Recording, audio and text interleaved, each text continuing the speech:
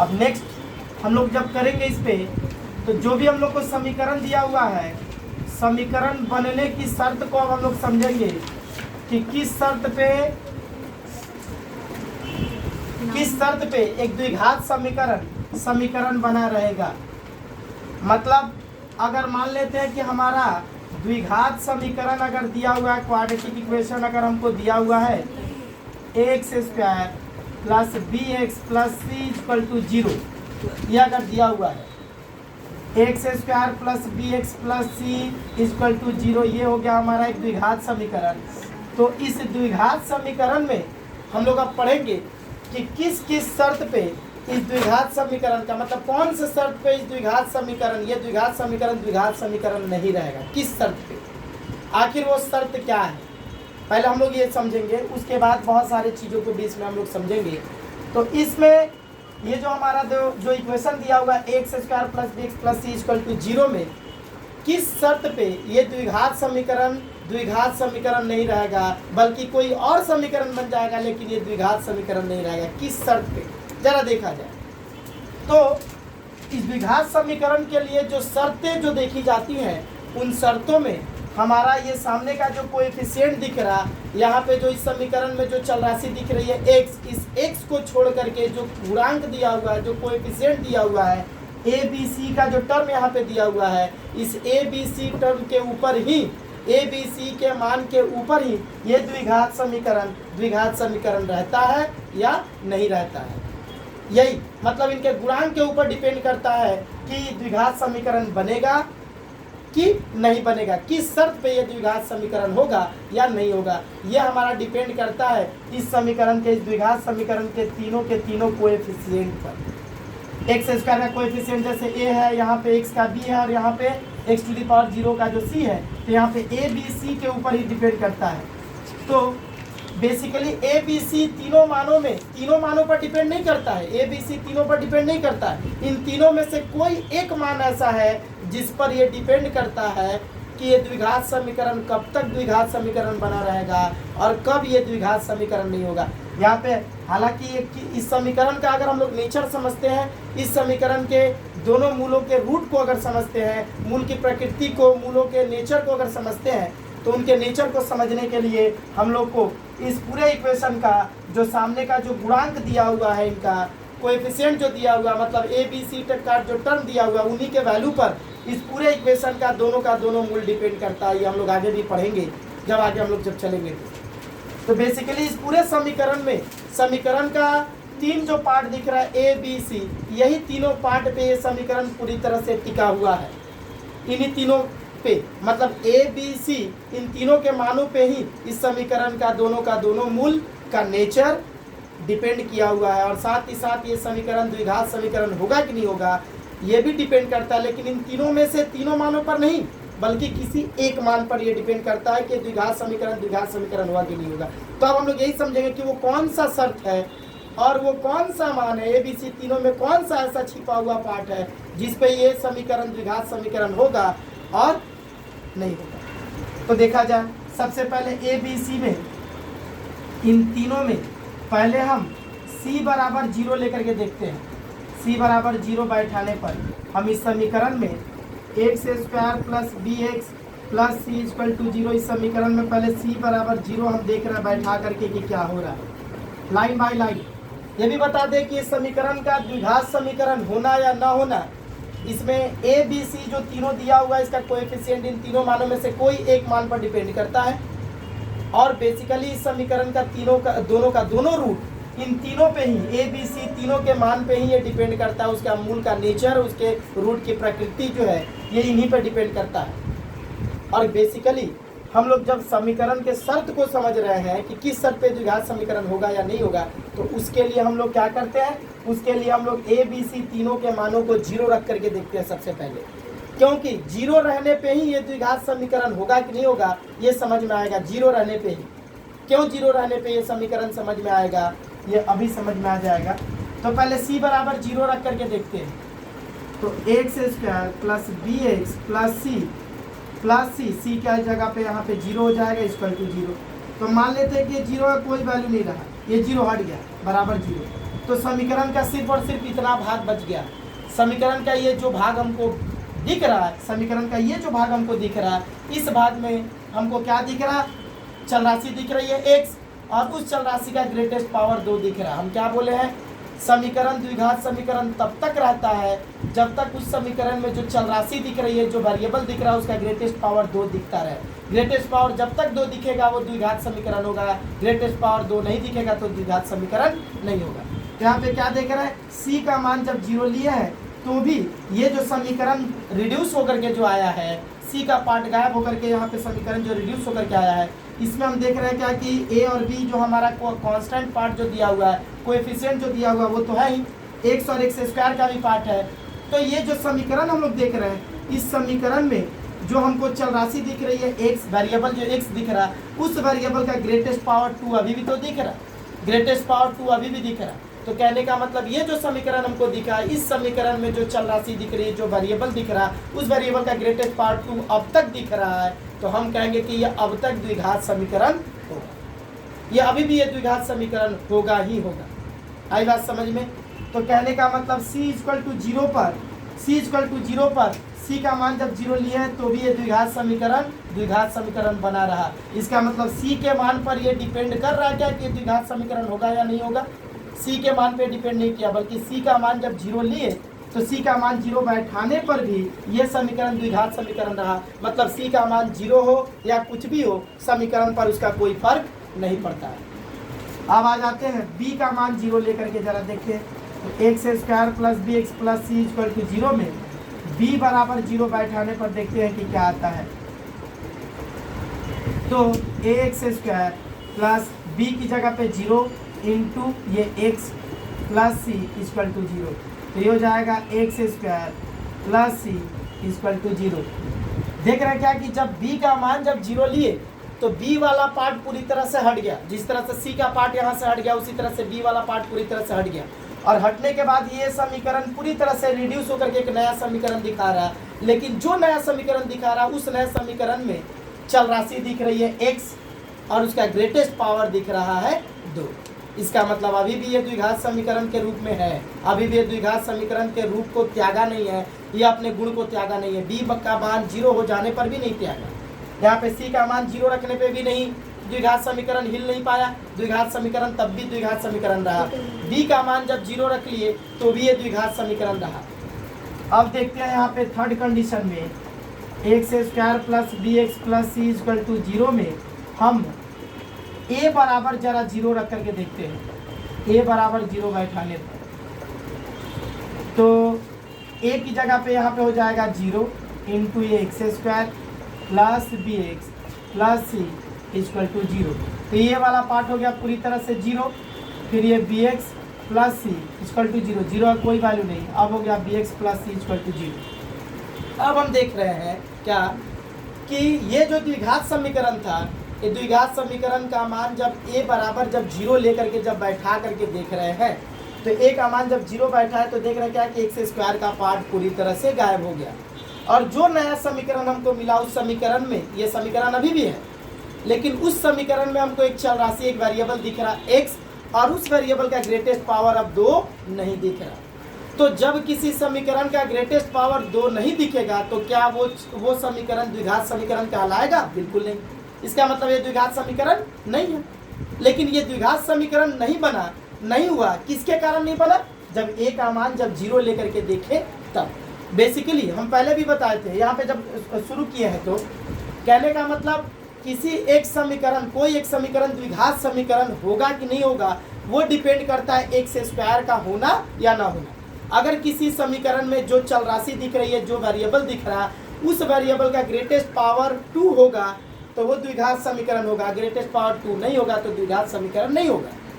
तो कहने का मतलब ये हुआ कि ये जो समीकरण हमको दिख रहा है x square plus b x plus c बराबर 0 में, यहाँ पे जो ग्रेटेस्ट पावर जो एक्स का पावर जो 2 दिख रहा है, इसका यहाँ पे नहीं होना ही, ये जब नहीं होगा, एक्स स्क्वायर वाला पार्ट जब पूरी तरह से ना हो, एक्स स्क्वायर वाला पार्ट जब गायब हो जाएगा, जब नहीं रहेगा समीकरण में, तो ही वो समीकरण द्विघात समीकरण कहलाएगा, अदरवाइज नहीं कहलाएगा। एक्स स्क्वायर वाला पार्ट अगर होगा समीकरण में तो द्विघात समीकरण कहलाएगा, और अगर एक्स स्क्वायर वाला पार्ट नहीं है तो द्विघात समीकरण नहीं कहलाएगा।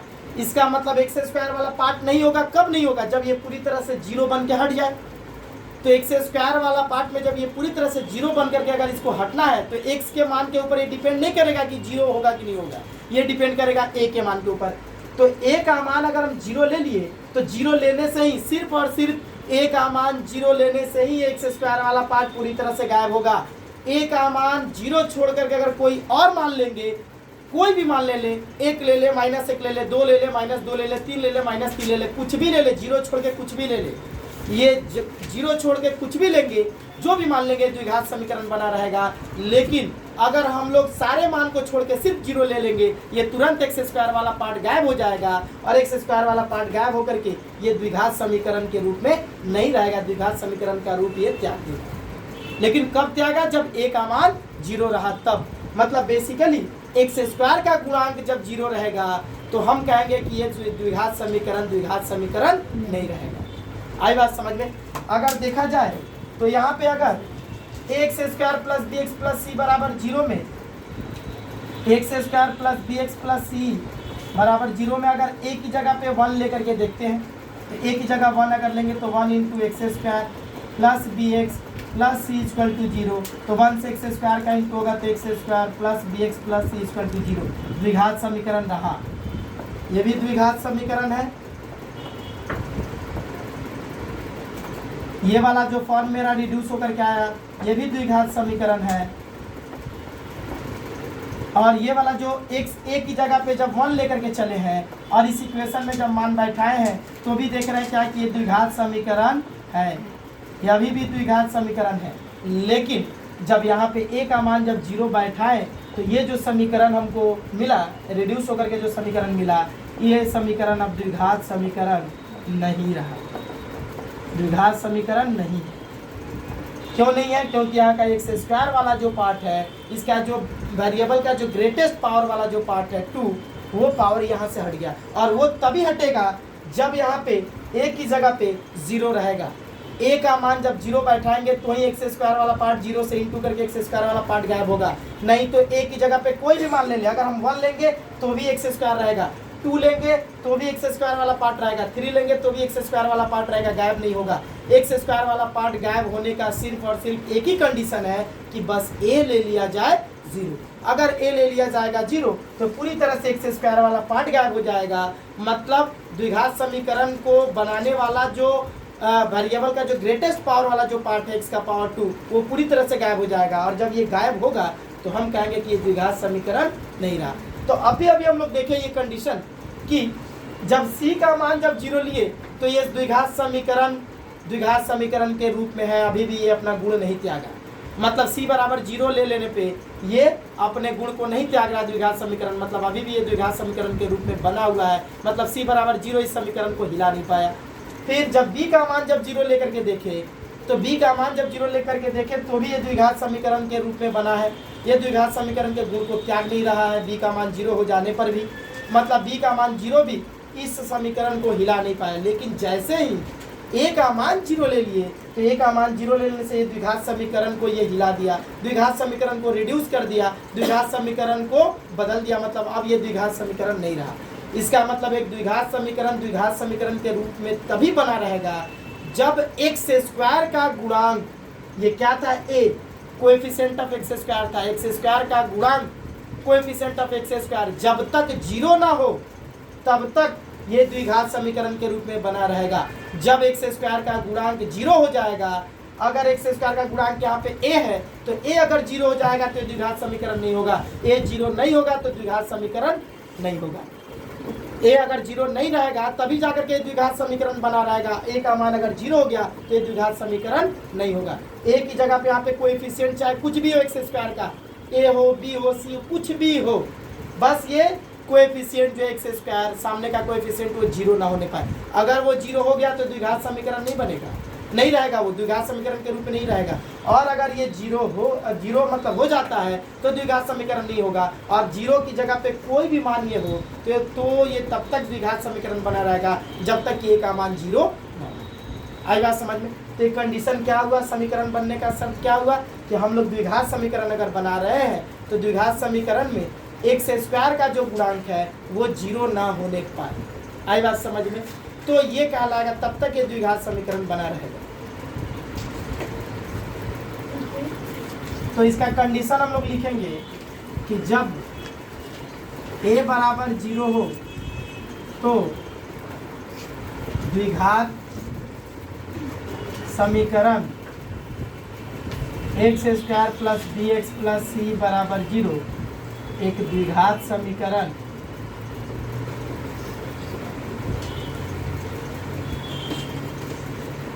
नहीं होगा, द्विघात समीकरण नहीं होगा। या अगर ये सिर्फ इस द्विघात समीकरण के लिए हम लिखे हैं ये वाली बात, अगर हम सारे द्विघात समीकरण के लिए अगर बात लिखना चाहें, अगर ये कंडीशन को लिखना चाहें तो कंडीशन हमारा क्या लिखाएगा? तो लिखेंगे कि किसी भी द्विघात समीकरण में एक्स स्क्वायर का गुणांक, किसी भी द्विघात समीकरण में एक्स स्क्वायर का गुणांक 0 होने पर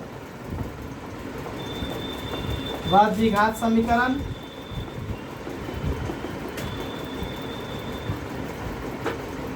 द्विघात समीकरण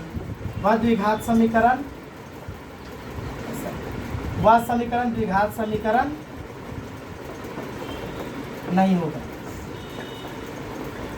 ठीक, द्विघात समीकरण नहीं होगा। तो कहने का मतलब ये हुआ कि यही हमारा एक कंडीशन है, मेन यही हमारा एक कंडीशन है, जिस कंडीशन पे एक द्विघात समीकरण हमारा द्विघात समीकरण होगा या नहीं होगा। तो कहने का मतलब अगर इस द्विघात समीकरण की अगर बात की जाए x square plus b x plus c equal to 0 में, तो यहाँ पे हमको मैंने क्वेश्चन करता है, एक क्वेश्चन किया कि x square plus b x plus c बराबर 0 में 4 ऑप्शन हमको दे दिया कि, और क्वेश्चन किया कि यह समीकरण या द्विघात समीकरण किस शर्त पर यह समीकरण द्विघात समीकरण नहीं होगा, किस शर्त पर, किस कंडीशन पर यह समीकरण द्विघात समीकरण नहीं होगा। 4 ऑप्शन हमको दे दिया, a बराबर 0, दूसरा दे दिया a नॉट इक्वल टू 0, तीसरा दे दिया b इक्वल टू 0 और चौथा दे दिया c इक्वल टू 0। तो हमारा ऑप्शन क्या हो जाना चाहिए? X square plus b x plus c बराबर 0 में यह द्विघात समीकरण नहीं होगा। तो द्विघात समीकरण नहीं होगा, इसके लिए मेरा ऑप्शन कौन सा होगा? द्विघात समीकरण ये नहीं होगा तो a बराबर 0 होना चाहिए। a का मान अगर 0 हो जाएगा तो ये द्विघात समीकरण नहीं होगा।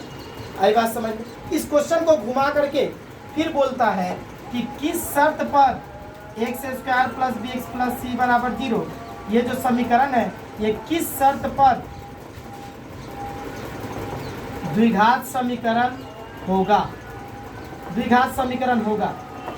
क्वेश्चन को घुमा दिया, पहले बोला कि द्विघात समीकरण नहीं होगा, कौन से शर्त पर? तो हम तो अभी इस बात के लिए हम लोग समझे हैं कि a इक्वल टू 0 होने पर यह समीकरण द्विघात समीकरण नहीं होगा, क्वाड्रेटिक इक्वेशन नहीं होगा।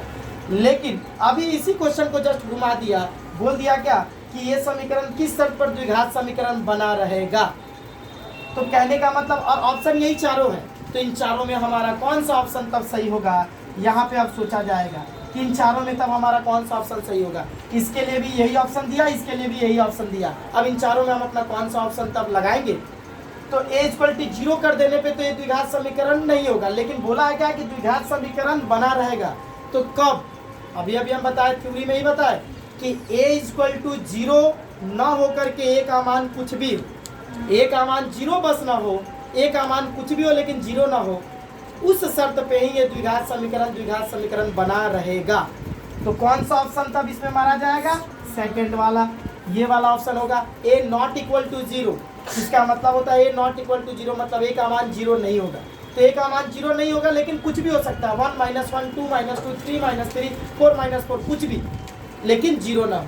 तो a का मान 0 नहीं होगा तो ये द्विघात समीकरण बना रहेगा, और a का मान 0 होने पे ये द्विघात समीकरण क्या हो जाएगा? नहीं होगा। तो कहने का मतलब ये हुआ कि इसके लिए तो ये ऑप्शन होगा, और इसके लिए ये वाला ऑप्शन, और इसके लिए इन चारों में ये वाला ऑप्शन आ जाएगा हमारा, ये वाला। तो क्वेश्चन हम लोग को एग्जाम में घुमा करके देता है कि इसको भी देगा और इसको भी दे सकता है। अब हम लोग अपना दिमाग लगा करके समझें कि हमसे क्या पूछा है, जो पूछा उसके हिसाब से हम लोग अपना ऑप्शन अपना टिक आउट करेंगे। तो ये पूछता है। अब इसी के बेस पर, इसी थ्योरी के बेस पर कुछ एक सम्स आता है, 1 मार्क्स का सम आता है या फिर मल्टीपल चॉइस में सम आता है। उस सम को हम लोग थोड़ा समझेंगे इसके बेस पे। तो नेक्स्ट क्वेश्चन इसी के बेस पे, इसी थ्योरी के बेस पे हम लोग जो क्वेश्चन देख रहे हैं, a-2x² plus 6x plus c equal to 0 समीकरण में a के किस मान पर यह द्विघात समीकरण नहीं होगा। बोला क्या कि द्विघात समीकरण नहीं होना चाहिए। तो यहाँ पे a के किस मान पर, a कहाँ दिख रहा है, यहाँ दिख रहा है। a का कौन सा मान यहाँ पे पुटअप किया जाएगा, a का कौन सा वैल्यू यहाँ पे लिया जाएगा ताकि ये समीकरण द्विघात समीकरण नहीं होगा। तो द्विघात समीकरण नहीं होने के लिए x² का पार्ट गायब हो जाना चाहिए। तो x² का पार्ट तभी गायब होगा जब इसके सामने का पूरा वैल्यू हो जाए 0। तो अब ये 0 तभी होगा जब a का मान यहाँ पे 2 बैठा दे। a का मान अगर हम लोग 2 बैठा देते हैं तो 2 और ये 2 दोनों माइनस होकर के हो जाएगा 0। वो 0 इस x² से इंटू करेगा तो हो जाएगा पूरी तरह से x² का पार्ट गायब। उसके बाद बच जाएगा सिर्फ ये, जो कि द्विघात समीकरण का फॉर्म नहीं रहेगा। तो यहाँ पे a का कौन सा मान पे ये होगा, 2 पे। a का मान अगर 2 ले लिया जाए तो, लेकिन इसका सॉल्व कैसे करेंगे तो हम समझा दिए कि हाँ ऐसे होगा, लेकिन सॉल्व कैसे किया जाएगा। अभी हम बताएं कि द्विघात समीकरण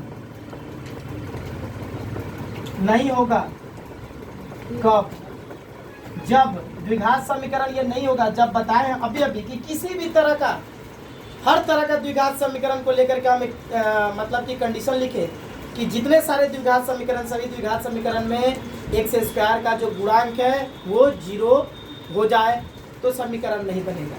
तो यहाँ पे x² का गुणांक क्या दिख रहा है, a-2। तो a-2 ये हो गया x² का गुणांक, है ना। x² का गुणांक क्या होने पर, 0 होने पर, 0 होने पर। तो यहाँ पे x² का गुणांक क्या दिख रहा है, a-2। तो a-2 अगर 0 होता है, a-2 इक्वल टू 0 हो जाता है तो ये द्विघात समीकरण हमारा द्विघात समीकरण नहीं होगा। तो a-2 बराबर के उस तरफ जाएगा तो क्या हो जाएगा, +2।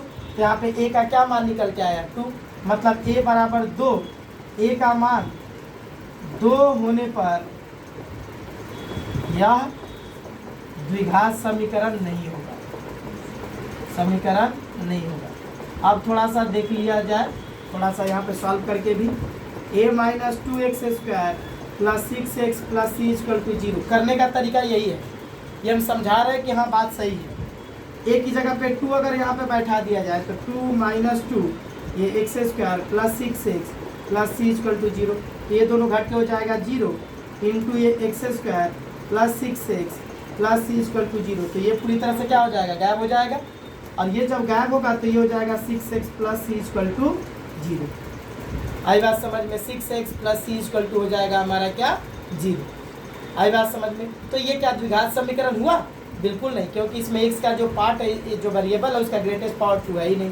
तो इसका मतलब a का मान क्या होने पर ये होगा, तो 2 होने पर होगा। एक और क्वेश्चन हम इसी को लेकर के हम देख रहे हैं, है ना। यहाँ पे same 3a plus 2 into x² plus 7x plus c ही लिख देते हैं यहाँ पे इक्वल टू 0। बोल रहा है क्या, सेम कंडीशन, सेम यहीं पे बोल रहा है कि क्वेश्चन सेम है कि समीकरण में a का मान क्या होने पर यह द्विघात समीकरण नहीं होगा। अभी बताएं कि कैसे समझेंगे कि भाई a के किस मान पे द्विघात समीकरण नहीं होगा। अभी हम समझाए। तो a के किस मान पर, तो किसी भी तरह का समीकरण क्यों ना हो, बस उस समीकरण में x² का गुणांक 0 हो जाना चाहिए। अगर x² का गुणांक अगर 0 हो जाता है तो द्विघात समीकरण नहीं होगा। तो यहाँ पे x² का गुणांक क्या है, तो 3a प्लस 2 है। तो यहाँ पे हम लोग लिखेंगे कि द्विघात समीकरण नहीं होगा, नहीं होगा जब x² का गुणांक 0 हो। तो यहाँ पे अब खोजा जाएगा कि इस इक्वेशन में x² का गुणांक क्या है। तो x² का गुणांक मतलब x² से गुणा करने वाला अंक क्या है, 3a प्लस 2। तो 3a प्लस 2 हो गया x² का गुणांक, और ये गुणांक कितना होता है, जीरो होता है तो तुरंत जीरो के बराबर दिखा देंगे। ये गुणांक होता है जीरो, मतलब इसका मान हो जाता है जीरो पूरी तरह से सॉल्व करके। तो 3a + 2 बराबर जीरो बैठा दे रहा है और a का मान यहाँ से निकालेंगे तो 3a + 2 इधर जाएगा तो -2 हो जाएगा और a बराबर 3 जो इधर पे इंटू कर रहा है इधर जाके भाग करेगा तो a का मान -2/3 हो जाएगा। मतलब a के किस मान पर ये द्विघात समीकरण नहीं बनेगा ये समीकरण, तो a का मान -2/3 होने पे अगर -2/3 हो जाए तो ये पूरी तरह से जो समीकरण दिख रहा ये समीकरण द्विघात समीकरण नहीं होगा। तो यहाँ पे a का मान -2/3 होने पर यह द्विघात समीकरण नहीं होगा। हम अभी बताए थे कि जब इक्वेशन हमारा रहता है x² + bx + c = 0 तो यहाँ पे a 0 होता है तो द्विघात समीकरण नहीं होता है, a 0 होता है। ये मतलब x² का गुणांक, तो यहाँ पे x² का गुणांक क्या है 3a + 2, तो 3a + 2 हो जाना चाहिए 0, तो 3a + 2 का मान 0 के बराबर दिखा करके a का मान निकाल लेंगे तो पता चल जाएगा कि यहाँ पे a का कौन सा मान पुटअप करने से द्विघात समीकरण नहीं होगा। तो a का मान -2/3। तो ये इस थ्योरी पे बेस्ड ये सम हुआ, इस टाइप का सम आता है एग्जाम में।